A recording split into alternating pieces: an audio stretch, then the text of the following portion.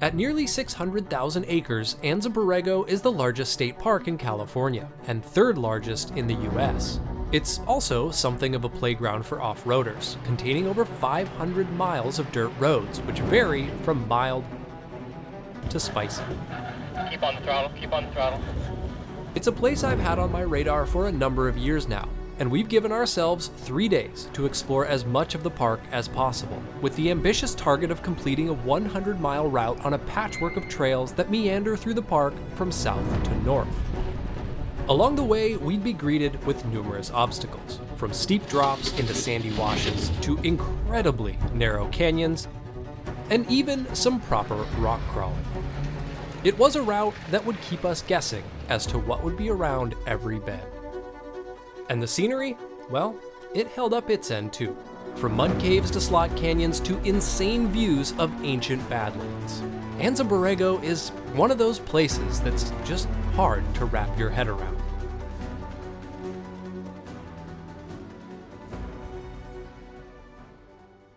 Well, we left Joshua Tree National Park early this morning, and after about 3 hours on the road, we are really close to the California-Mexico border. It's like just over there. But we're here because we are gonna spend the next few days exploring Anza Borrego State Park. This is a place that I have watched dozens of YouTube videos on over the years, and I've always wanted to check out. It always has looked really interesting to me, but I've just never had the opportunity. And so we worked it into this trip, and we're gonna spend the next 3 days pretty much off pavement. We just left pavement, we aired down the tires, and I think it's all dirt from here for the next 3 days. So there's gonna be canyons and there's gonna be hikes and just all kinds of things to explore. And I'm really excited to do some dispersed camping out here as well. So this is time to hit the trail and see what Anza Borrego's got going on.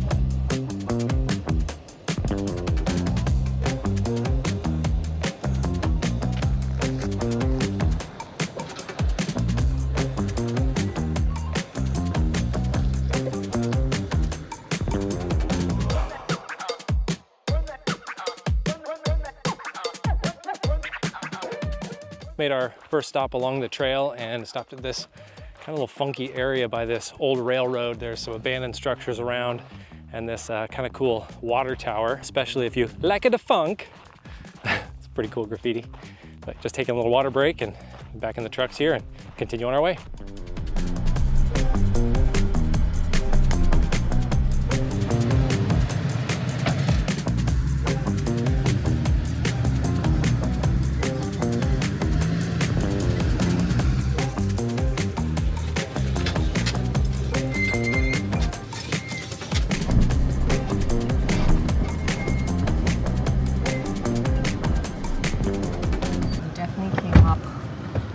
Obstacles that we need to check out before we actually drive over them. We'd arrived at a narrow section of trail known as Peepcorn Slot, named after Mark Peepcorn, who died of a heart attack here on the trail in 1996. This would be our first real challenge of the day, as the canyon walls encroached on the trail, creating a number of tight squeezes we would need to spot our way through. A little more driver. Okay, now straighten out a little bit. Hold that line. Perfect, perfect. Real slow, straight towards me. Just like that. Doing great. Okay, now nice and slow. You're going to come down in the front here. Nice and slow. Great job. Okay, you're perfect. Keep going straight. The rear might come up a little bit, but that's okay. Doing great. Yeah, okay, perfect. Now just go straight. Keep going forward. Now cut driver a little bit. Just like that. Now stop and keep coming. A little more driver. Okay. Now straight. Straighten out a bit. Okay, now straight. Now hold up. So just keep coming straight here. You should be okay.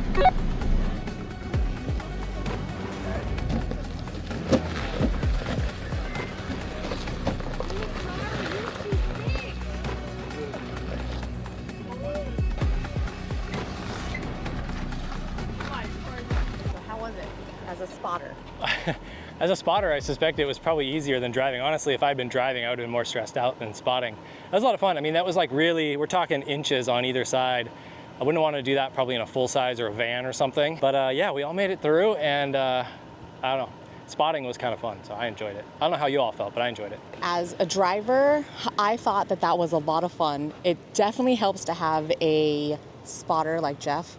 Jeff is really good at making sure I know where my tires are, which side to turn, and that is super helpful when it comes to driving obstacles like that. All right, Connolly, what do you think of that obstacle? I think that was fun. Jeff was clutch there as the spotter. Couldn't have done it without him. Maybe a little bit better. Now through Peepcorn Slot, we made our way through the canyon until we arrived at the next spot this trail is known for. It looks like a sheer drop straight down into the wash. Keep coming. Keep coming. You're starting to slide. You're starting to slide. Yep. Now driver, driver, driver, driver, driver.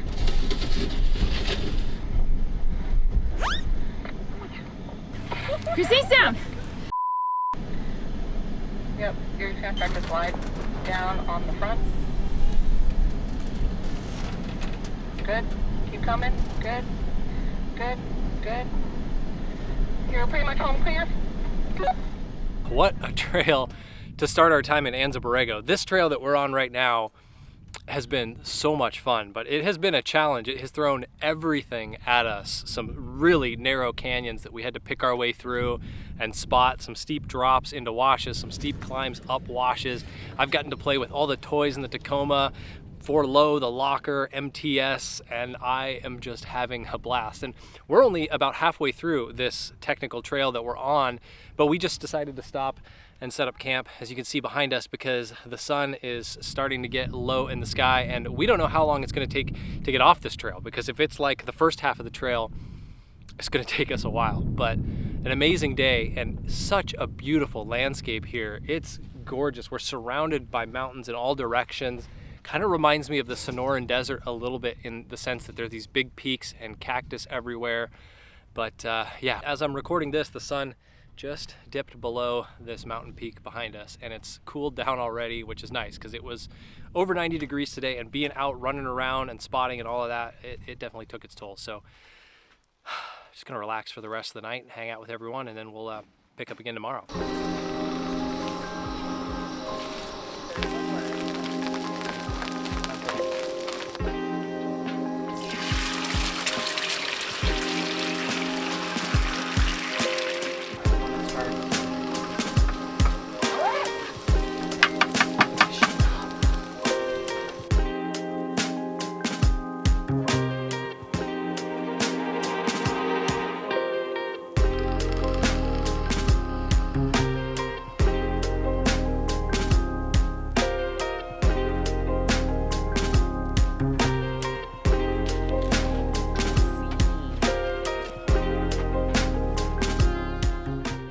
Breakfast tacos for dinner, eggs, barbacoa, guac, and salsa. Not bad. What do you think, Albert? Oh, you want some? It's Taco Tuesday. Oh, it's Tuesday? Oh, shit, it is Tuesdays.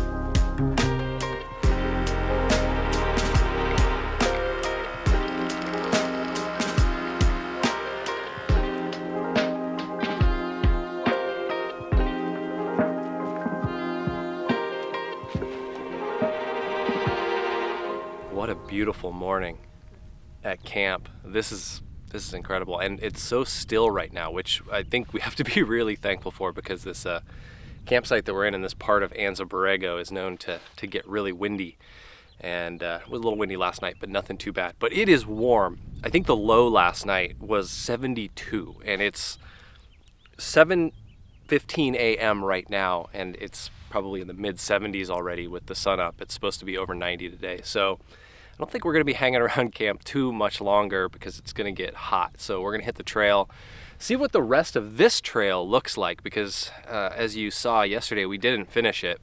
It was much more technical than I think we were expecting, but it was a lot of fun. So it'll be interesting to see if the second half of it is also technical, or if it's more of just a sandy wash. But I guess we'll find out, and then just continue working our way north through the park. And there's some sites that I want to see, some things I want to stop and check out. I've been looking forward to for quite some time. So today should be a pretty good day, especially because I am hyped on caffeine from espresso. So let's go.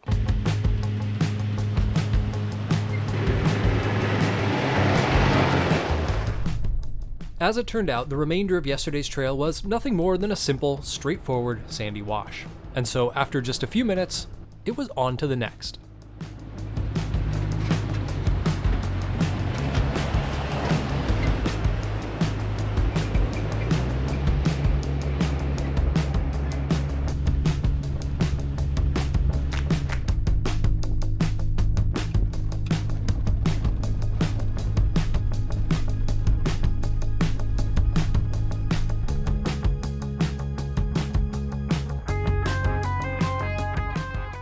Well, we just made our first stop of the day along this beautiful canyon that we've been driving in. It's just been so nice.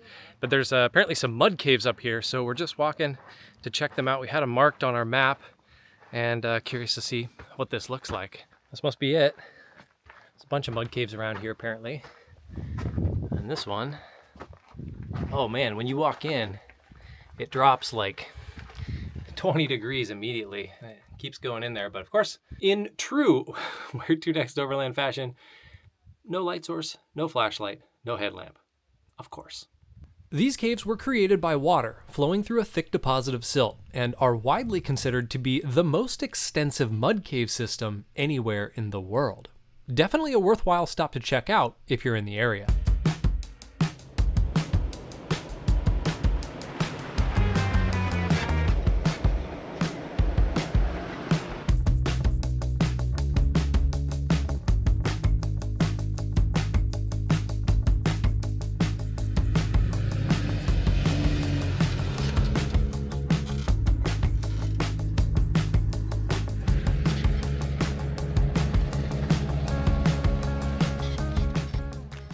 We just stopped at what is maybe the most well-known obstacle in Anza Borrego, at least per all the videos I've watched, and that is the Diablo drop-off.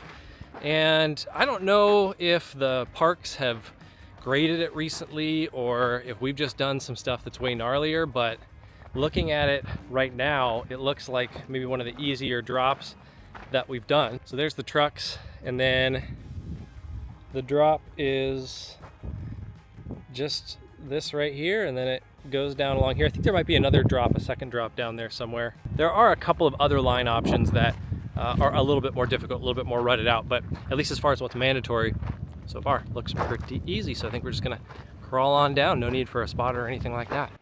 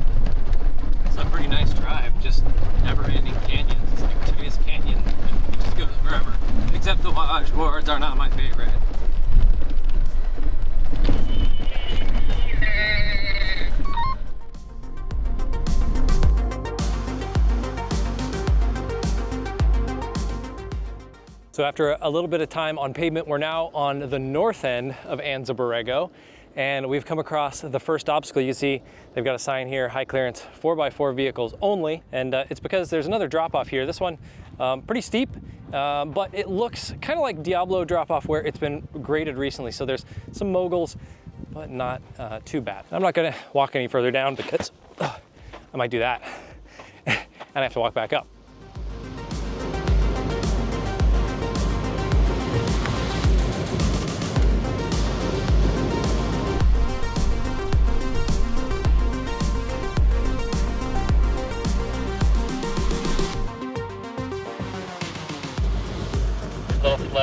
Little slow.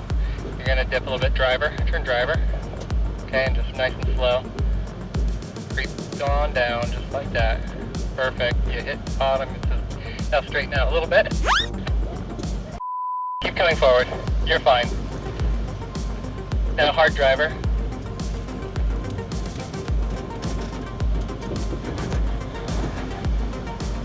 Full gas. Stop. With the axles crossed up, I took this as an opportunity to teach Christine how to use the Tacoma's traction control system to get her unstuck. So up here, I'm going to push MTS, and I'm going to push left and dirt. Okay, now just a little bit of steady throttle like you were before. Traction control should kick in. A little more throttle. Keep on the throttle, keep on the throttle. Okay, great. Now, turn passenger. A little more passenger. Yep, hold that line.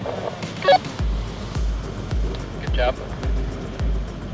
Keep on coming, keep on going. Okay, straighten out and just give them a little bit of room.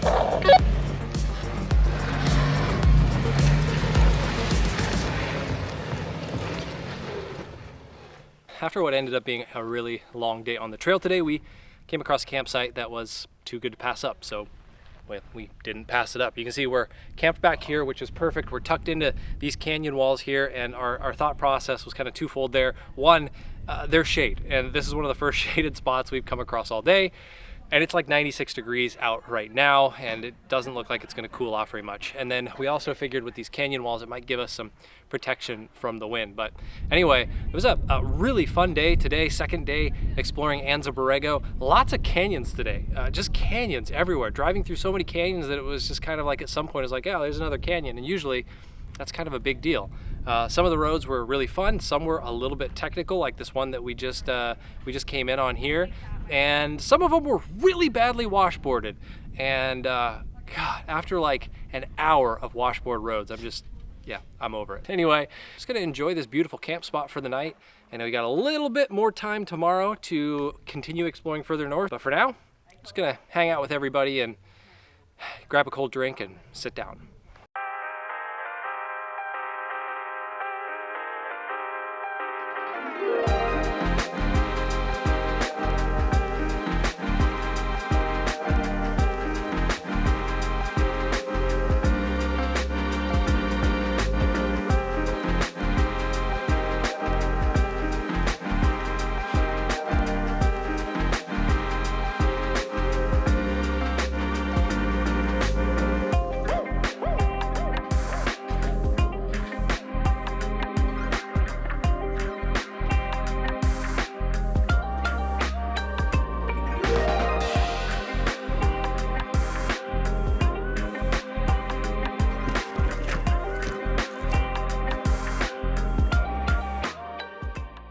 Good morning. Man, I was not expecting this to start the day. I got up early, and so I just figured I'd go for a little walk out of camp before the sun hits the canyon and things get really hot. And there's a trailhead that just kind of butts up against our campsite. So I was just gonna go for a little walk, and I just rounded the corner, and there's this little slot canyon that you can kind of scramble up, which I did, and it levels out and it keeps going, and it just is beautiful in here. And I wanna go further, but the sun is starting to come up, and I did not bring any water because I wasn't planning on a full-blown hike. But man, just a reminder that when you get out and explore on foot, sometimes the things you see, even this isn't even a named hike as far as I can tell, and it's just spectacular. But yeah, Anza Borrego has been amazing, and we're not done yet. We've got the morning to explore. We're gonna hit a viewpoint. We're gonna hit this sculpture park that I've seen that I've always wanted to check out. And we've got to finish up this trail, which may have some more obstacles in store for us. So it should be a really good morning as we wrap up Anza Borrego later today. But I'm so excited that we got to do this, and it's absolutely been worth it. Beautiful down here, the canyons and the rock formations, and especially these rocks, all of the different types of rocks embedded in the stone. Man, it's different. It's a different landscape. And yeah, you know, we always say we love the desert, but this is why we love the desert. But I guess I probably better head back to camp because I can see the sun starting to come up on these hills behind me, and it's gonna get really hot when that happens. So head back to camp, and we'll probably just slowly start packing up and hit the trail.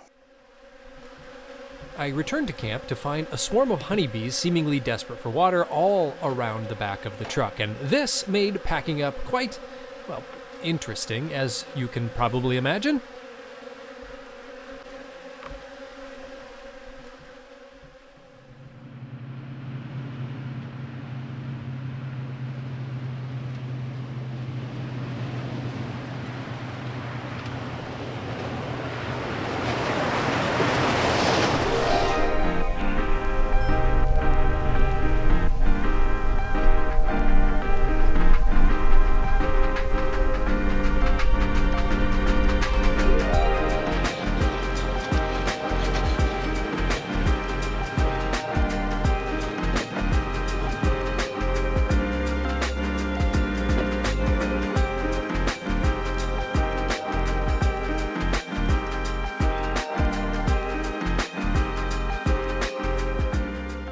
Took a little bit of a detour outside of Anza Borrego to stop at the Gallet Meadows Metal Sculpture Park, and this is pretty cool. Actually, it's way bigger than I thought. It's in many different sections, and right now we're checking out the dragon, which is I think by far the biggest sculpture, starting back there. And as I continue to walk, it just keeps on going. In fact, it's so big that it crosses the street and continues on where the tail is down there. But yeah, there's all kinds of sculptures, and what's really cool about it is you can kind of just drive through this little sandy area and check them all out, and it's kind of choose your own adventure as far as how you want to approach it. But yeah, worth the stop for sure. If you're in Borrego Springs or near Borrego Springs, I don't really know why you would be, but if you were, you should definitely stop here and check it out. After leaving the sculpture park, we turned off pavement one last time for what turned out to be one hell of a grand finale for our time here in Anza Borrego.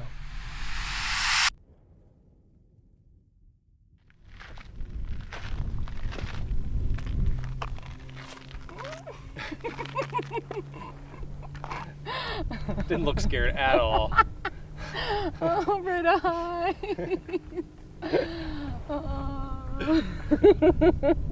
Things I make you do. Okay, you can back away. I don't know if this will do this justice. Like, this is amazing. I love the desert so much.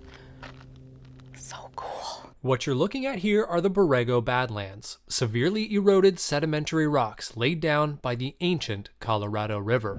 This was once a land totally unlike anything we see today. It was once covered by lakes, ponds, and savannas, a place where giant ground sloth, saber-toothed cats, and mammoth roamed. And before that, much of it was underwater, a landscape comprised of colorful reefs and sandy beaches. If a place like this doesn't inspire curiosity about Earth's geologic history, well, I don't know what would. Well, this is our last stop in Anza Borrego, and I cannot imagine a better way to cap off our time here. This is Fonts Point is the spot that we're at, and I believe it might be the highest point in Anza Borrego, and we're overlooking these Badlands. And I was not expecting the drop to be this dramatic. This is probably second only to the Grand Canyon in terms of just a sheer vertical drop from where we are right now. and it's just beautiful. It's a landscape that I've never seen before. It looks totally alien, but I guess that's pretty representative of Anza Borrego and the Badlands and the canyons. And I think a lot of this was a sea at some point, and apparently the Colorado River carved out a lot of what we see here as well. Man, the American Southwest, again, it just never disappoints, and Anza Borrego is no exception. So a little bit bummed that we're gonna have to leave, but excited to push north, because the next part of our trip is gonna be Death Valley, which we've been to once before, but we only got to spend like a night there. And we're hoping to spend like 3 to 4 days exploring in Death Valley and checking out a lot of places that have been on our bucket list for a really long time. So I guess it's time to get in the trucks and push north and start the next part of the adventure.